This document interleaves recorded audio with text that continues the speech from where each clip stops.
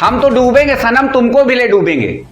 आज यही चाल चलते हुए नजर आ रहे हैं डोनाल्ड ट्रंप। एक और जहां पूरी दुनिया कोविड-19 महामारी से जूझकर आगे बढ़ने का प्रयास कर रही थी, वहीं दूसरी ओर एक ऐसे इंसान का दूसरी बार यूनाइटेड स्टेट जैसे शक्तिशाली देश का राष्ट्रपति बन जाना अब दुनिया के लिए एक और महामारी जैसा होता जा रहा है।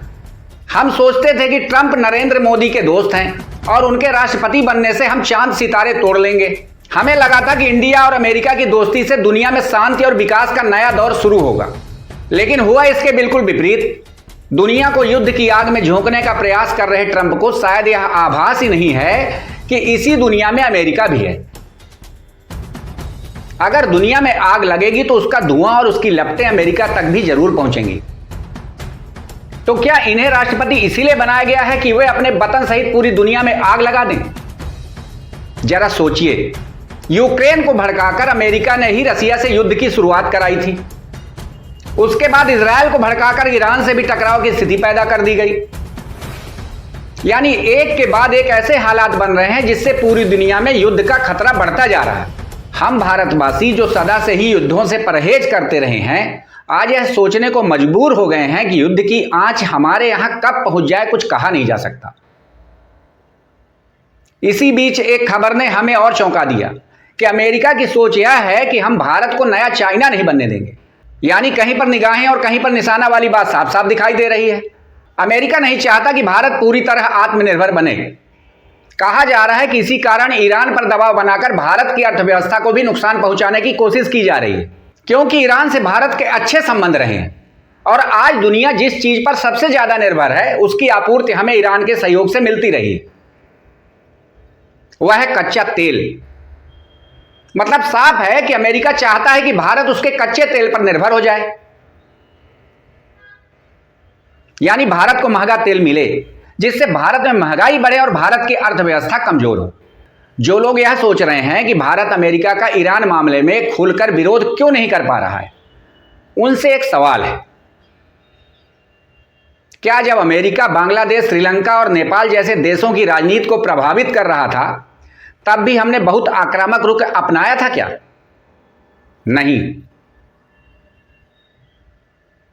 क्योंकि भारत कभी भी युद्ध नहीं चाहता था और ना ही आज चाहता है। युद्ध का सबसे ज्यादा असर आम जनता पर पड़ता है और भारत कभी नहीं चाहेगा कि आम जनता युद्ध में पिसे।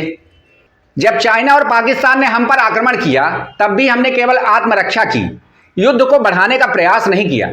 यानी हम सदा से ही शांति के पक्षधर रहे हैं। याद कीजिए, जब महात्मा गांधी ने अंग्रेजों के खिलाफ लड़ाई लड़ी थी तब उन्होंने अहिंसा और सत्याग्रह का रास्ता अपनाया था। उसी रास्ते ने अंततः अंग्रेजों को भारत छोड़ने पर मजबूर कर दिया और हम आजादी की सांस ले सके। तो क्या जो लोग सरकार को भड़काने का प्रयास कर रहे हैं कि हम ईरान के पक्ष में युद्ध में उतर जाएं, वे यह नहीं समझते कि युद्ध से कितना बड़ा नुकसान हो सकता है? रही बात कूटनीतिक समर्थन की, तो आज भी भारत ईरान के साथ खड़ा है। ईरान ही नहीं, भारत यूक्रेन के साथ भी मानवीय समर्थन की बात करता है। भारत की सोच हमेशा यही रही है कि पूरी दुनिया में युद्ध बंद होने चाहिए। आज भारत विकास की राह पर आगे बढ़ रहा है। ऐसे में कई विरोधी देश हमसे ईर्ष्या भी कर रहे हैं, लेकिन हमें यानी आम जनता को अपने देश की नीतियों के साथ खड़े रहना चाहिए और ईश्वर से प्रार्थना करनी चाहिए कि दुनिया में शांति स्थापित हो सके। जहां तक ट्रंप की बात है, उनकी जिंदगी वैसे भी बहुत लंबी नहीं मानी जा रही। कहा जाता है कि लगभग 80 वर्ष के आसपास की उम्र के हैं।